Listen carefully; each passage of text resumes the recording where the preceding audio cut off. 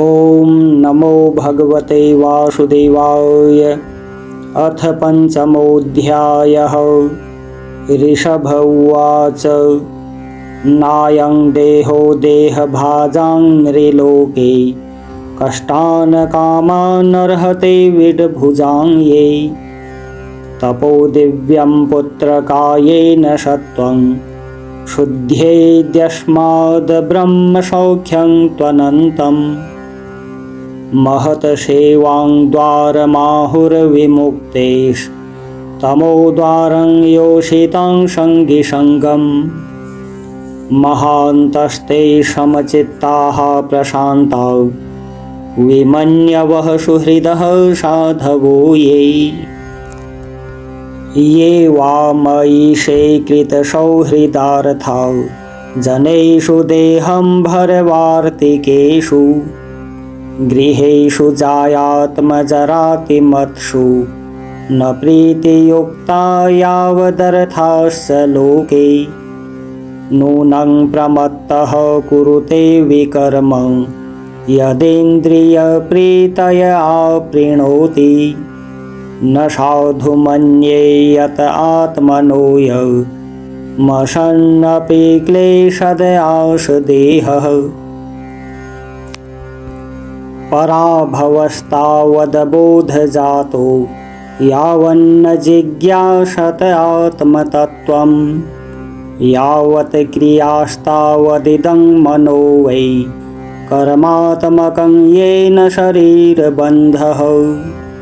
एवं मनः कर्मवशं प्रयुङ्क्ते, अविद्ययात्मन्युपधीयमाने। प्रीतिर्न यावन्मयि वासुदेवे, न मुच्यते देहयोगेन तावत्। यदा न पश्यत्ययथा गुणेऽहं, स्वार्थे प्रमत्तः सहसा विपश्चित्। गतस्मृतिर्विन्दति तत्र तापा, नासाद्य मैथुन्यमगारमज्ञः। पुंसः स्त्रिया मिथुनी भावमेतं, तयोर्मिथो हृदयग्रन्थिमाहुः। अतो गृहक्षेत्रसुताप्तवित्तैर्जनस्य मोहोऽयमहं ममेति।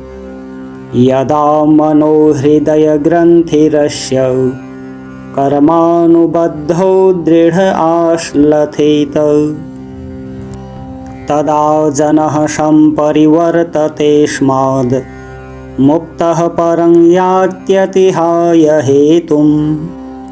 हंसे गुरौ मयि भक्त्यानुवृत्त्या, वितृष्णया द्वन्द्वतितिक्षया च। सर्वत्र जन्तोर्व्यसनावगत्या, जिज्ञासया तपसेहा निवृत्त्या।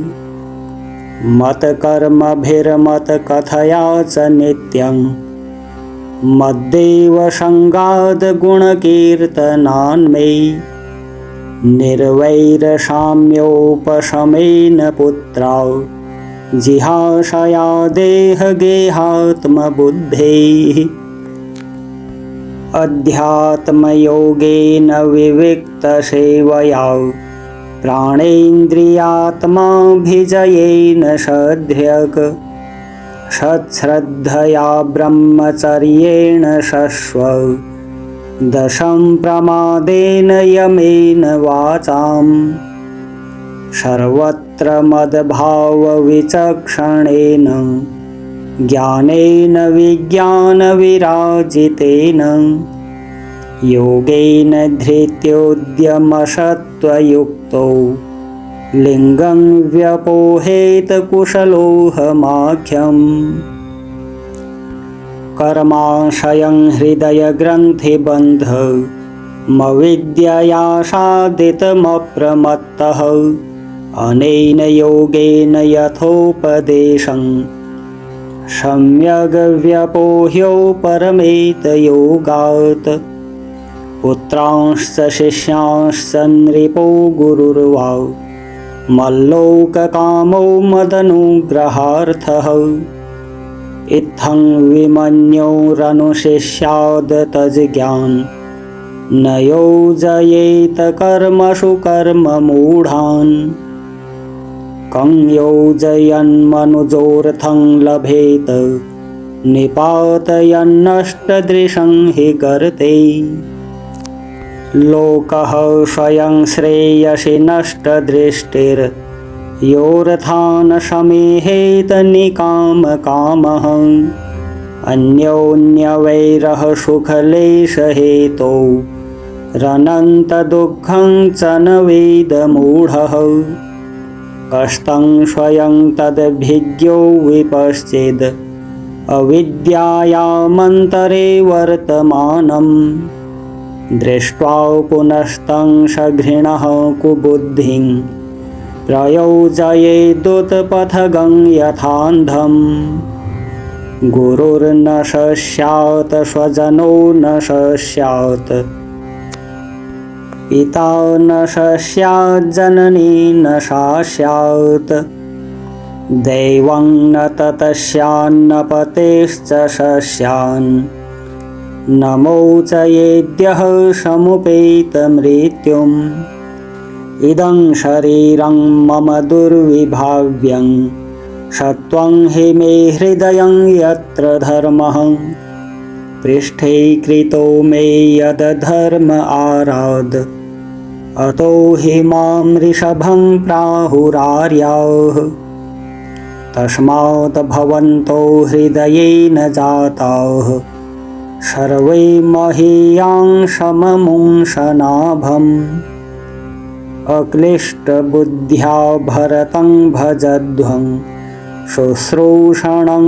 तद्भरणं प्रजानाम् भूतेषु विरुद्भ्य उदुत्तमायै सरीसृपास्तेषु सबोधनिष्ठाः ततो मनुष्याः प्रमथास्ततोऽपि गन्धर्वसिद्धा विबुधानुगायै देवासुरेभ्यो मघवत् प्रधानां दक्षादयो ब्रह्मसुतास्तु तेषां भवः परहसोऽथ वीरेञ्च वीर्यः समतपरोऽहं द्विजदेवदेवः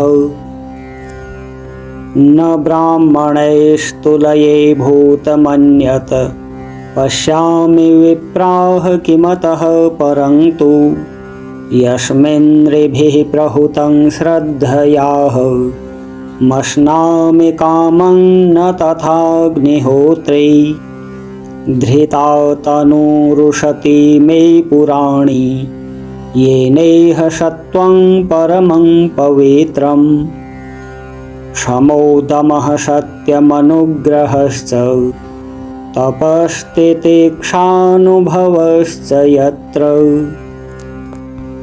मत्तोऽप्यनन्तात् परतः परस्मात् स्वर्गापवर्गाधिपतेर्न किञ्चित् येषां किमु स्यादितरेण तेषां मकिञ्चनानां मयि भक्तिभाजाम् सर्वाणि मध्येष्ण्यतया भवद्भिश्चराणि भूतानि सुता ध्रुवाणि सम्भावितव्यानि पदे पदे वो विवेक्तदृग्भिस्तदुहारहणं मे मनोवचोद्रेककरणैः तस्य साक्षात् कृतं मे परिबर्हणं हि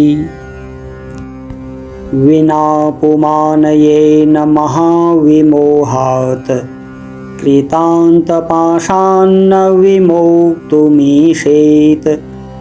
श्रीशुक उवाच एवमनुशास्यात्मजान् स्वयमनुशिष्टानपि लोकानुशासनार्थं महानुभावः परमसुहृद भगवान् ऋषभापदेश उपशमशीलानामुपरतकर्मणां महामुनीनां भक्तिज्ञानवैराग्यलक्षणं पारमहंस्यधर्ममुपशिक्षमाणः स्वतनयशतज्येष्ठं परं भागवतं भगवज्जनपरायणं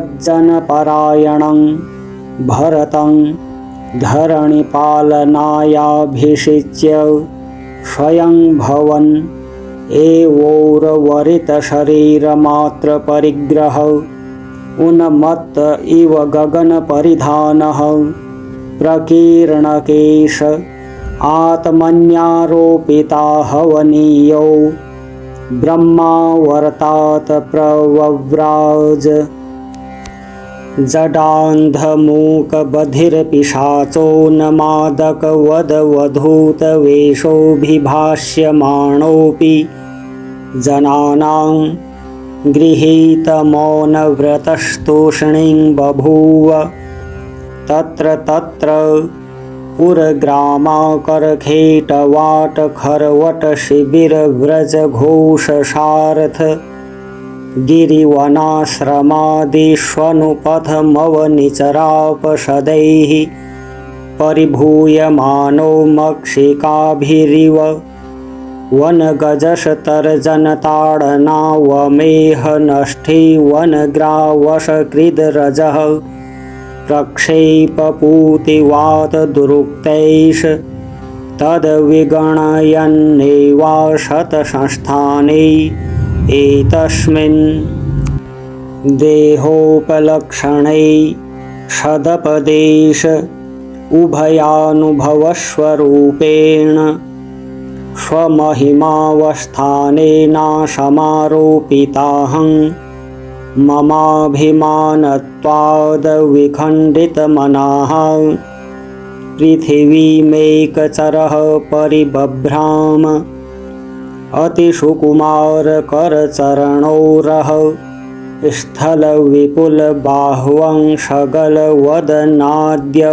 स्थलविपुलबाह्वंशगलवदनाद्यवयवविन्यासः प्रकृतिसुन्दरस्वभावहाससुमुखो नवनलिनदलायमानशिशिरतारारुणायतनयनरुचिरः सदृशसुभगकपोलकर्णकण्ठनाशो विगूढस्मितवदनमहोतशवेन पुरवनितानां मनसि कुसुमशरासनमुपदधानः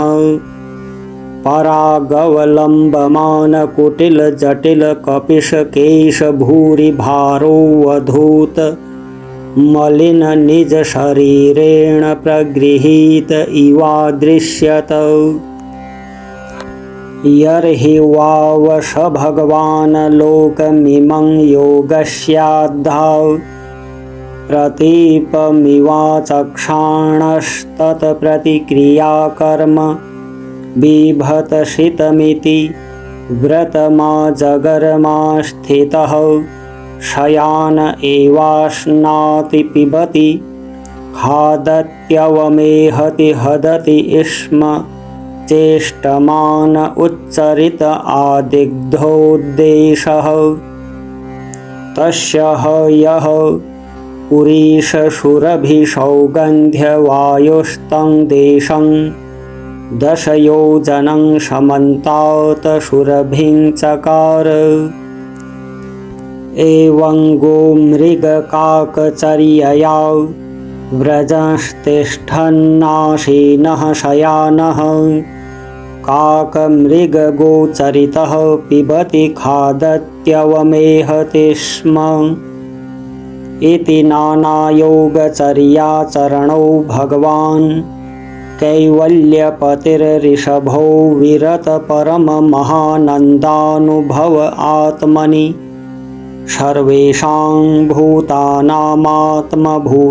भगवति वासुदेव आत्मनोऽव्यवधानानन्तरोदरभावेन सिद्धसमस्तार्थपरिपूर्णौ योगैश्वर्याणि वैहाय शमनो जवान्तर्धानपरकाय प्रवेशदूरग्रहणादीनि यदृच्छयोपगतानि नाञ्जसा नृपहृदयैर्नाभ्यनन्दत। ॐ जय जय जय श्रीमद्भागवते महापुराणे पारमहंस्यां संहितायां पञ्चमस्कन्धे पञ्चमः। श्रीमन्नारायणार्पणमस्तु।